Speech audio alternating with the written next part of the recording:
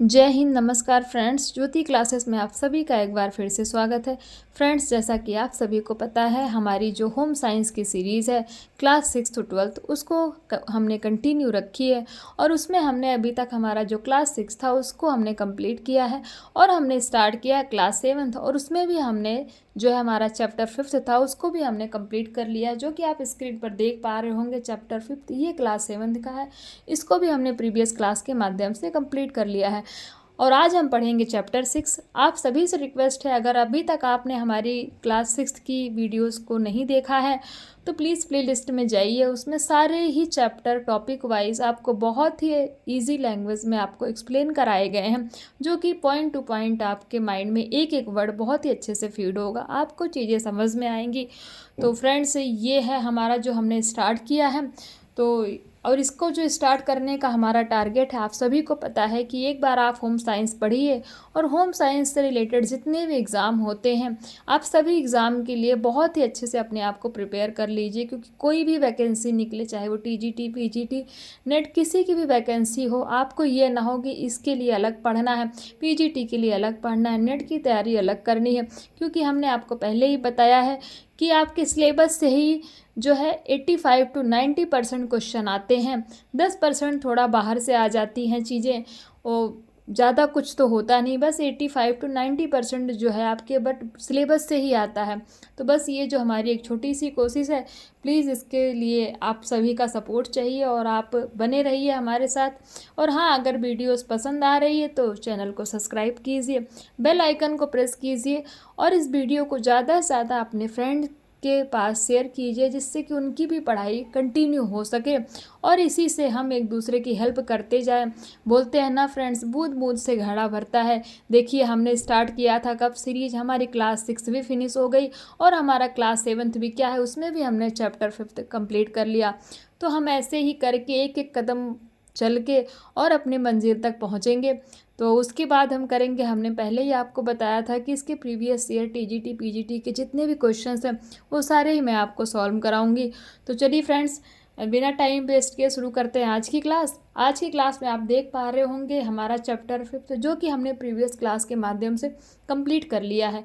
Chapter 5 था हमारा पाचन संबंधी रोग, जिसमें हमने देखा था कि पाचन संबंधी रोग या इसके सामान्य परिचय, यानी कि इसके जो बेसिक है उनके बारे में हमने जाना था।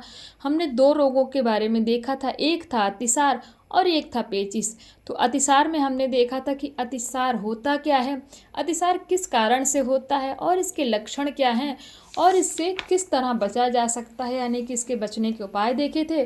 और हमने दूसरा जो रोग देखा था, दूसरा रोग हमारा क्या था, दूसरा रोग था हमारा पेचिस। उसमें भी हमने पेचिस होता क्या है, पेचिस के कारण देखे थे और फिर हमने देखे थे पेचिस के लक्षण, पेचिस से बचने के उपाय। तो ये दो रोग हमने देखे थे और हमने ये भी देखा था कि अतिसार और पेचिस में क्या डिफरेंस है, ये भी मैंने बहुत ही आपको अच्छे से एक्सप्लेन किया है प्रीवियस क्लास में। तो प्लीज़ अगर नहीं देखी है आपने वीडियो तो जा करके प्लेलिस्ट में देखिए, आपको बहुत ही अच्छे से हर चीज़ें समझ में आएंगी। तो फ्रेंड्स, ये था हमने जो प्रीवियस क्लास में पढ़ा था।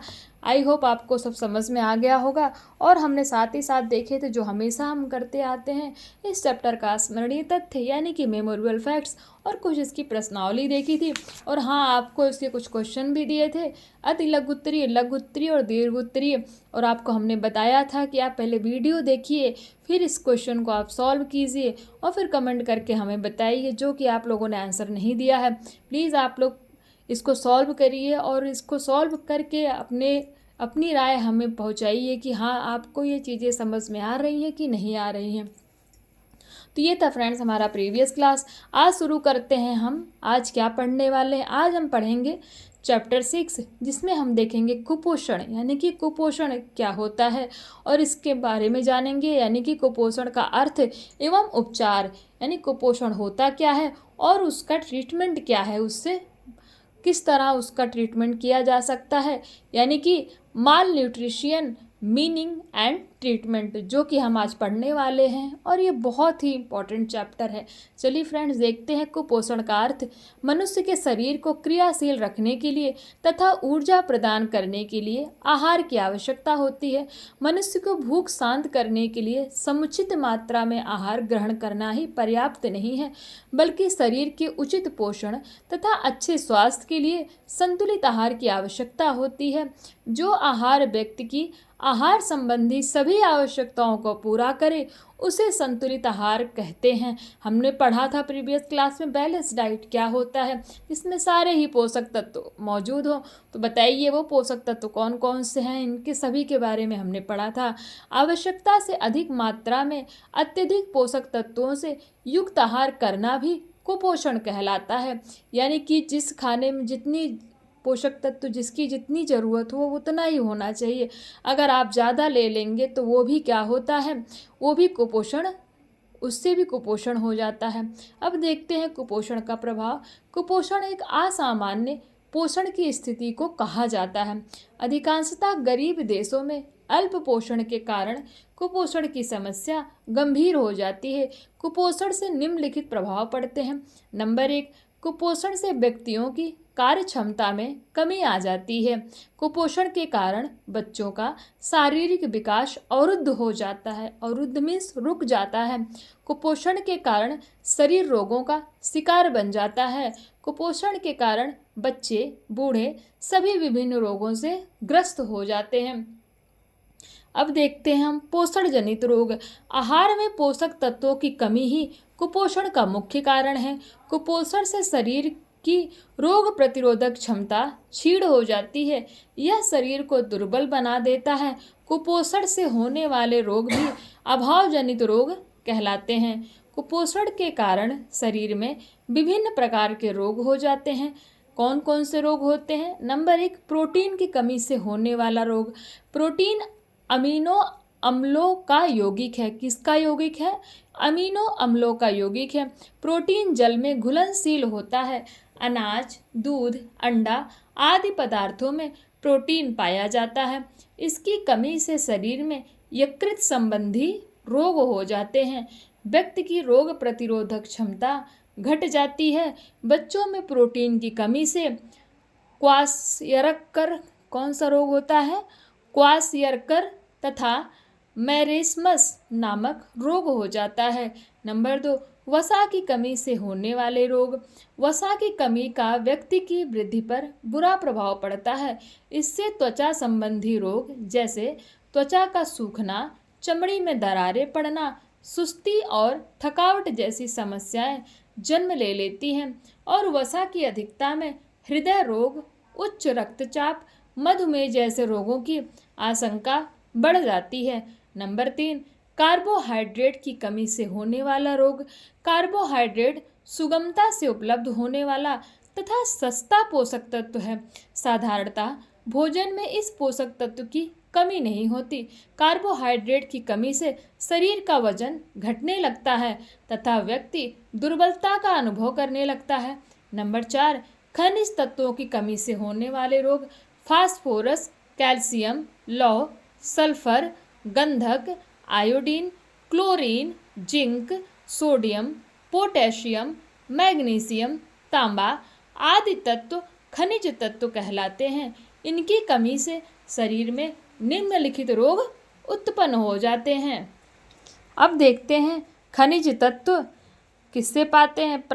खनिज तत्व क्या है, प्राप्ति के स्रोत किससे मिलता है और इसकी कमी से होने वाले रोग।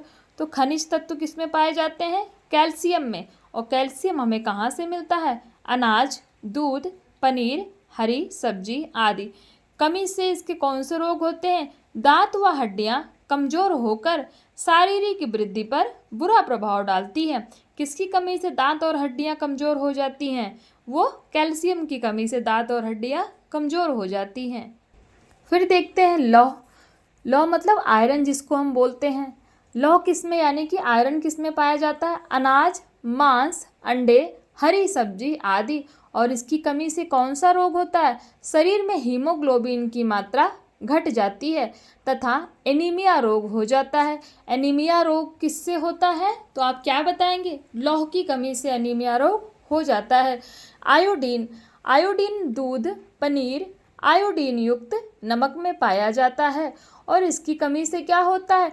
घेंघा, कैटिना, जड़ मानवता आदि रोग उत्पन्न हो जाते हैं। आपसे पूछा जाए तो घेंघा, कैटिना, जड़ मानवता रोग किससे उत्पन्न होते हैं तो वो आयोडीन की कमी से उत्पन्न होते हैं। सोडियम, सोडियम खाने के नमक में मिलता है और इसकी कमी से क्या होता है? भूख नहीं लगती, निम्न रक्तचाप आदि रोग हो जाते हैं। फिर देखते हैं फास्फोरस। फास्फोरस की कमी, फास्फोरस किस में पाया जाता है?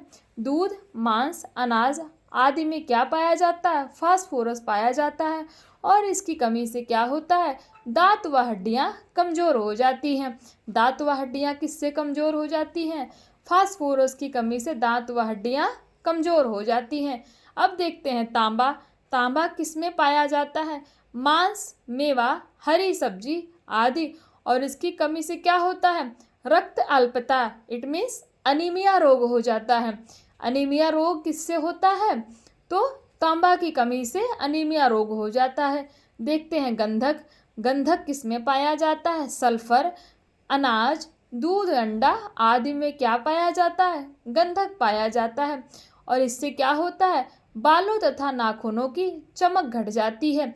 अगर आपके शरीर में गंधक की कमी हो गई तो क्या होगा? बालों और नाखूनों की चमक घट जाएगी। मैग्नीशियम, अनाज, हरी सब्जी में पाया जाता है और इससे क्या होता है? अगर इसकी कमी हो गई तो व्यक्ति का तंत्रिका तंत्र प्रभावित होता है।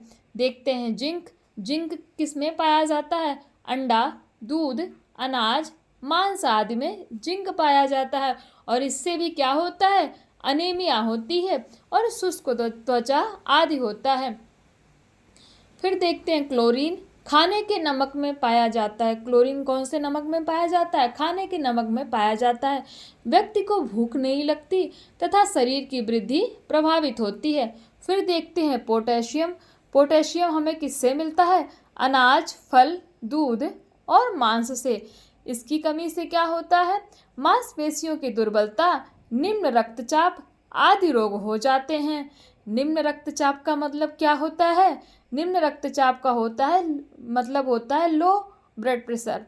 तो ये था फ्रेंड्स हमारे कुछ पोषक तत्व थे और वो किस में पाए जाते हैं और उनकी कमी से होने वाले कौन कौन से रोग हैं जिसके बारे में हमने जाना। अब देखते हैं नंबर 5, विटामिन की कमी से होने वाला रोग। हमारे भोजन में विभिन्न पोषक तत्वों में विटामिन का विशेष महत्व है। ये सही मात्रा में होने चाहिए। विटामिन विभिन्न प्रकार के होते हैं जिनकी कमी से अनेक प्रकार के रोग जैसे त्वचा संबंधी रोग, रतौंधी, बेरी-बेरी, रक्ताल्पता, स्कर्वी, अस्थि विकृत, पेलेग्रा तथा संतानोत्पत्ति क्षमता का क्षीण व ह्रास होना आदि होता है। इनकी कमी से व्यक्ति स्वस्थ नहीं रह सकता।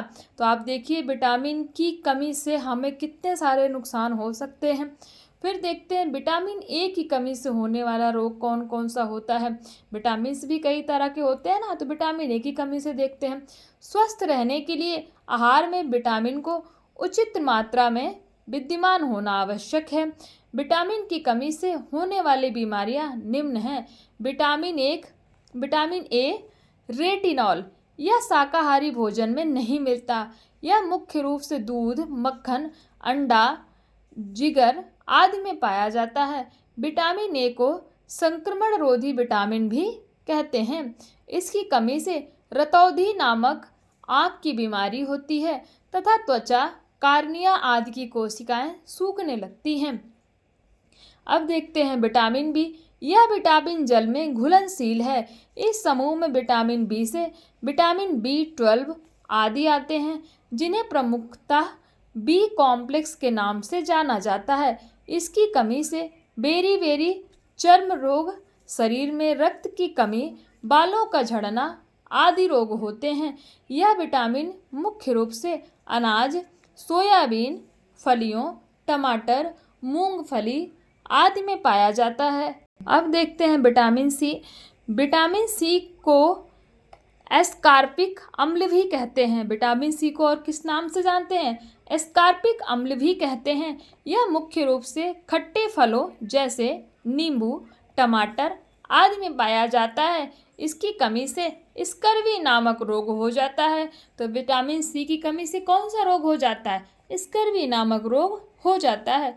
विटामिन डी, विटामिन को धूप का विटामिन भी कहते हैं। यानी कि बोलते हैं ना कि धूप में बैठने से क्या होता है? विटामिन डी की कमी नहीं होती है। तो डेली हमें क्या करना चाहिए? धूप में, यानी कि जो सुबह सुबह की धूप निकलती है उसमें 2-4-5 मिनट अवश्य ही बैठना चाहिए। उससे हमें क्या मिलता है? विटामिन डी मिलता है। तो विटामिन को धूप का विटामिन भी कहते हैं। यह मुख्य रूप से सूर्य के प्रकाश के अतिरिक्त मक्खन, अंडा आदि में पाया जाता है। इसकी कमी से रिकेट्स नामक सूखा रोग हो जाता है। विटामिन ई को बांझपन निरोधक विटामिन के रूप में भी जाना जाता है। इसकी कमी से स्त्री या पुरुष की संतानोत्पादन क्षमता घट जाती है। यह विटामिन मुख्य रूप से अंडे की जर्दी, सोयाबीन आदि में पाया जाता है। अब देखते हैं विटामिन के को रक्तस्रावरोधी विटामिन भी कहते हैं। इसकी कमी से शरीर के किसी भी भाग में चोट लगने से बहने वाला रक्त शीघ्रता से रुक नहीं पाता। यह अंडा, टमाटर, गोभी, हरी पत्तियों आदि में पाया जाता है। अतः हमारे शरीर में शारीरिक विकार पोषक तत्वों के अभाव में ही होते हैं। इसीलिए स्वस्थ रहने के लिए सदैव संतुलित आहार ही ग्रहण करना चाहिए। यद्यपि आँखों में अनेक प्रकार की बीमारियां होती हैं, परंतु आँखों की कुपोषण जनित बीमारियां मुख्य रूप से विटामिन ए की कमी से होने वाली बीमारियां निम्नलिखित हैं। रतौंधी, जीरासिस, कार्निया, ये सब सारी बीमारियां हैं फ्रेंड्स। ये मुख्य रूप से किसकी कमी से होती हैं? तो ये विटामिन ए की कमी से होती हैं। अन्य रोग देखते हैं। मानव शरीर में अन्य कई प्रकार के रोग विभिन्न पोषक तत्वों की कमी से हो जाते हैं, जो निम्न प्रकार हैं। रक्त अल्पता, अनीमिया रक्त अल्पता भी एक कुपोषण जनित रोग है। इस रोग से ग्रस्त व्यक्ति के शरीर में रक्त की कमी हो जाती है। लौह खनिज की कमी से रक्त में हीमोग्लोबिन की मात्रा घट जाना ही क्या कहलाता है? रक्त अल्पता कहलाता है। यह रोग स्त्रियों में अधिक पाया जाता है। इस रोग के निरंतर बने रहने पर व्यक्ति के पांवों में सूजन आ जाती है तथा हाथ, पैर व चेहरे का रंग पीला पड़ जाता है। आहार में लौह खनिज युक्त तत्वों की मात्रा बढ़ाने तथा विटामिन सी युक्त भोजन लेने से इस रोग से मुक्ति पाई जा सकती है। किस रोग से? तो अनीमिया के रोग की बात हो रही है।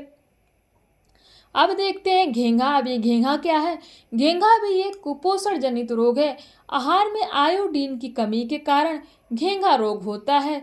इस रोग में थायराइड ग्लैंड या चुल्लिका ग्रंथि का आकार बढ़ जाने से व्यक्ति का गला फूल जाता है। इसे ही घेंघा कहते हैं। इसका उपचार शल्य चिकित्सा ऑपरेशन द्वारा ही संभव है।